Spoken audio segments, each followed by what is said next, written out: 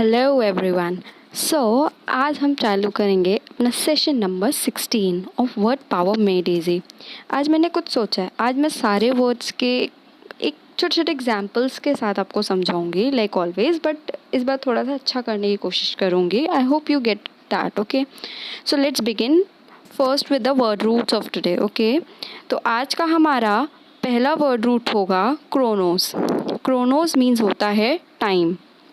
Then एना और ए, ये हमारे नेगेटिव प्रीफिक्स होते हैं जो कि वर्ड के स्टार्टिंग में लगते हैं। ठीक है। देन हम अगर कोरोना के टाइम पे देखें तो सिम्टोमेटिक हैं पेशेंट्स जो उनको सिम्टम्स शो हो रहे हैं, और अगर हम ए सिम्टोमेटिक लगा देते हैं आगे तो जिनको सिम्टम्स नहीं शो हो रहे हैं। ठीक है। देन थर्ड है हमारा वर्ड लोगोस। लोगोस मीन्स है साइंस या तो स्टडी। ये हमने पहले भी पढ़ रखा है तो ये आपको पता होगा। देन आता है हमारा मेट्रॉन। मेट्रॉन मतलब मेजरमेंट, एंड सिन या सिम मतलब विद या टुगेदर। तो ये अभी के लिए 5 हैं। So I hope you get that. Okay, so पहला वर्ड है हमारा आज का क्रोनिक या फिर क्रोनिसिटी। तो इसका मीनिंग हम पहले देख लेते हैं। हैपनिंग और एग्जिस्टिंग फ्रीक्वेंटली और मोस्ट ऑफ द टाइम। सो अगर हम क्रोनिक का मतलब देखते हैं तो क्रोनिक, इससे समझ में आ रहा है कि जो चीज़ें टाइमली और फ्रीक्वेंटली रिपीटेडली होती रहती हैं उसको हम बोलते हैं क्रोनिक। लाइक सपोज आपका कोई फ्रेंड है, हमेशा झूठ बोलता है, तो he is a chronic liar, जो कि हमेशा रिपीटेडली झूठ पे झूठ बोलता है, तो उसको हम कैसा लायर बोलते हैं? Chronic liar, right. तो इसका मतलब हुआ chronic. I hope you get that. Then next word है हमारा क्रोनोलॉजिकल। अब ये वर्ड रूट के साथ आप मिक्स करके पढ़ना, राइट। क्रोनोस मतलब हमने टाइम पढ़ा, तो this is also related to time. और लॉजिकल, राइट, क्रोनोलॉजिकल। तो क्रोनोलॉजिकल मतलब क्या हुआ? मीनिंग है इसकी इन करेक्ट टाइम ऑर्डर। अब अगर इसका मैं एग्जांपल लेती हूँ, लाइक एक बच्चा है, उसके पापा हैं, उसको स्टोरी समझा रहे हैं, तो स्टोरी अगर एकदम टाइम इवेंट्स जैसे जैसे हुआ है, लाइक 1996 में कुछ इंसिडेंट हुआ, फिर 98 में हुआ, फिर 2000 में हुआ, फिर 2018 में हुआ, फिर 2020 में कोरोना आ गया। सो मतलब क्रोनोलॉजिकली अगर वो समझा रहे हैं उसको, तो वो स्टोरी जो है वो क्रोनोलॉजिकल स्टोरी हो जाएगी, राइट। तो क्रोनोलॉजिकल का मतलब क्या हुआ? In correct time order. I hope you get that, right. Then next word है हमारा क्रोनोलॉजी। ठीक है, क्रोनोलॉजी भी बहुत ही मिलता जुलता वर्ड है क्रोनोलॉजिकल से। Let's see the meaning. The science of time order and the accurate dating of events. तो इसमें साइंस वर्ड एक जुड़ गया है। वाई? बिकॉज लॉजी का मतलब हमने पढ़ा है ऊपर कि साइंस होता है या फिर स्टडी होता है, तो क्रोनोलॉजी का मतलब वही टाइम ऑर्डर से रिलेटेड हुआ। ठीक है। आप अब अपने दोस्त को कभी कभी बोलते हो क्रोनोलॉजी को समझिए। क्रोनोलॉजी मतलब एक पर्टिकुलर, अगर इन्वेस्टिगेशन चल रहा है किसी क्राइम का, तो इस मिनट पे जो क्रिमिनल था वो यहाँ पहुँचा, इतने में उसने ऐसा किया, इतने मिनट्स में ऐसा किया, इतने टाइम में ऐसा किया, वो क्रोनोलॉजी के साथ बताते हैं, राइट। तो that is called chronology, a particular time order, है ना। Then let's see the next word, chronometer. अब क्रोनोमीटर क्या होता है? ये हमारे 2 वर्ड रूट से मिलके बना है। First is the chronos and second is metron, that is measurement.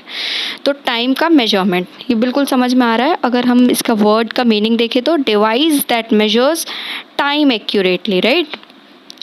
तो अब क्रोनोमीटर पहले के उसमें शिप्स में यूज़ हुआ करता था, जो अब इसमें अगर मैं फोकस करने जाऊँ तो एक्यूरेटली वर्ड को बहुत ज़्यादा आप समझना। क्यों?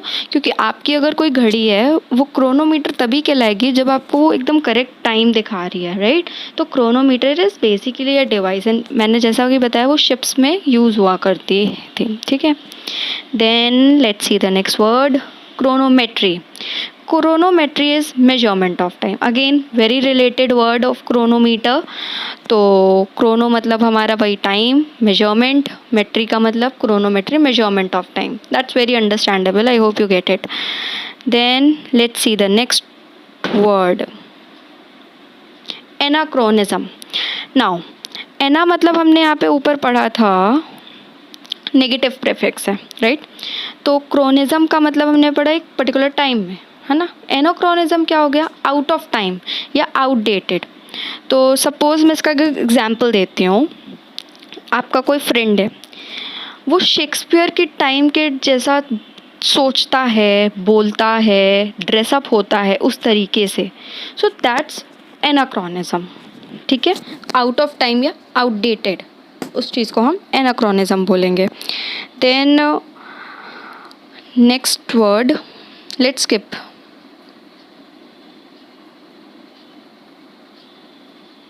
सिंक्रोनाइज।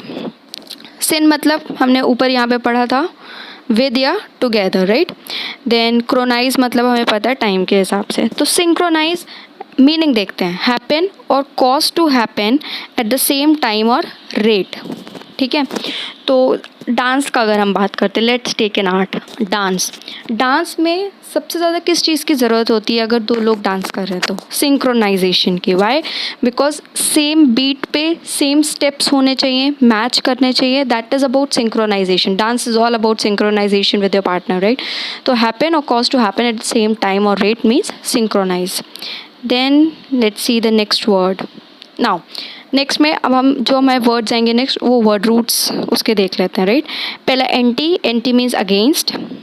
पैथोस मतलब डिसीज़, सफरिंग, फीलिंग। पैथोस के यहाँ पे 3 मीनिंग है, okay, disease, suffering, feeling. Then E N और ई एम, इसका मतलब क्या हुआ? In. Tele, tele means distance. Con, con means with और together. Then in means negative prefix, okay. Now let's skip to the word. First word है हमारा pathology, meaning science और study of disease. Pathos, यहाँ पे इसका pathos का मतलब disease है, लॉजी का मतलब स्टडी है। तो साइंस स्टडी मतलब डिसीज़ को स्टडी करना इस बेसिकली पैथोलॉजी। कोई भी डिसीज़ है लाइक मलेरिया, उसका क्योर, वो कहाँ से आया, उसमें क्या क्या सिम्टम्स होते हैं, ऑल दैट इज़ पैथोलॉजी, है ना। अब उसको रीड करने वाले को हम पैथोलॉजिस्ट भी बोल सकते हैं, right. Next word sympathy. Sympathy, SIM means with और टुगेदर, राइट, पीछे पढ़ा था हमने। पैथी मीन्स, अब यहाँ पे पैथी का मतलब डिसीज़ नहीं है, यहाँ का मतलब है फीलिंग या सफरिंग, किसी के सफरिंग में उसके साथ रहना, दैट इज़ सिंपथी। सिंपथी का मतलब वो शेयरिंग और अंडरस्टैंडिंग अनदर्स फीलिंग। लाइक किसी फैमिली में आपके किसी की डेथ हो गई है, the sadness, the feeling of that moment, if you are understanding it, you are beside that, उस person के साथ खड़े हो आप उस मुश्किल वक्त में, that comes under sympathy। ठीक है, तो sympathy is sharing और understanding another's feeling। then next word is pathetic। pathetic मतलब होता है suffering, arousing sympathy और sadness। कोई भी pathetic story है सपोज, तो उसमें सफरिंग होना ही होना है। Pathetic is about suffering. तो अब अगर हम बोलते हैं लोगों, स्लम एरिया में लोगों की कंडीशन पैथेटिक है, we use the word pathetic, तो इसका मतलब क्या हुआ? बहुत ही ज़्यादा ख़राब है, बहुत ही ज़्यादा डिग्रेडेड है, बहुत ही ज़्यादा मतलब ऐसी कंडीशन है जो हम सोच भी नहीं सकते।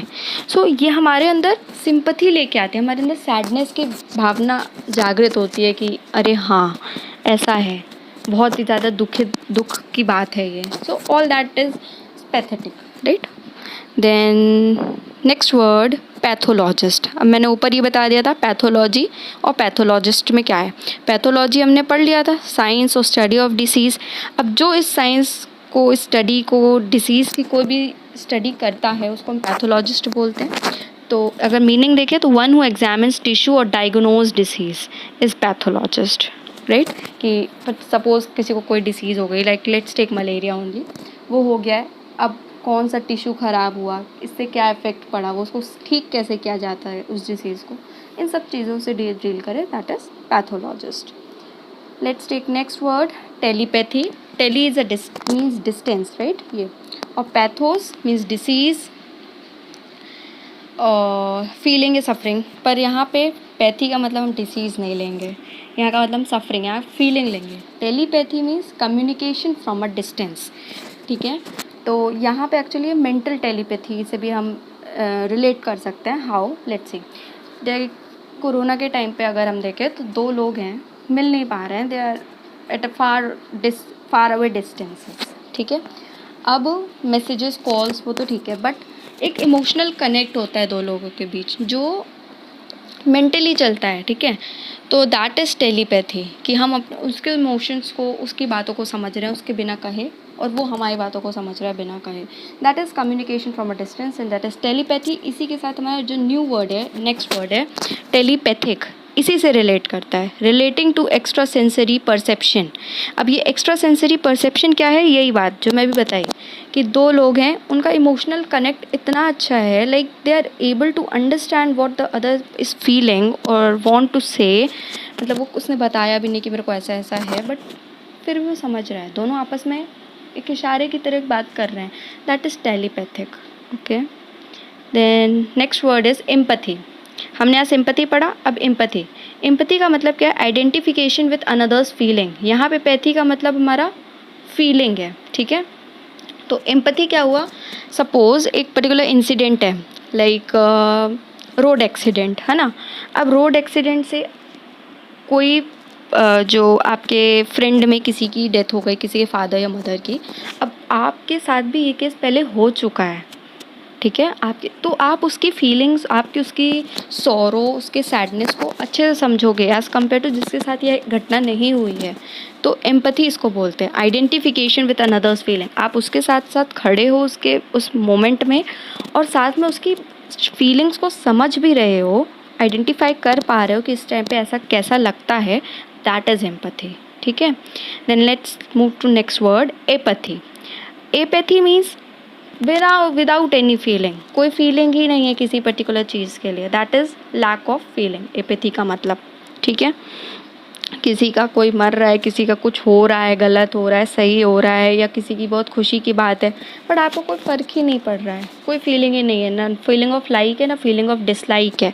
सो that is apathy. Then antipathy. Anti means against, और पैथी मतलब हमारी फीलिंग इज सब फीलिंग्स, ठीक है।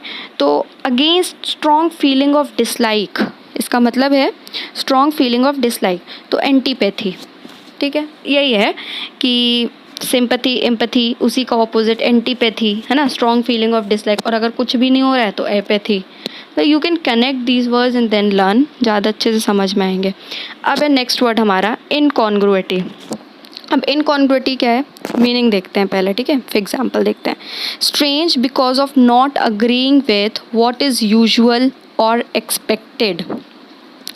अब शादी है किसी की, और हम अपने घर के शॉर्ट्स, अपने घर के शर्ट और शॉर्ट्स में चले गए बारात में। दैट इज़ वेरी स्ट्रेंज, किसी ने सोचा नहीं होगा और उस तरीके से आप आ गए उनके सामने। That is incongruity, right. Then so this was all for today, I hope you got it. अच्छा लगा हो, समझ में आया हो, तो please like, share and subscribe, and do not forget to press the bell icon to get all my notifications of the new videos that I'll be uploading. See you in the next session. Till then, take care, stay safe, bye bye.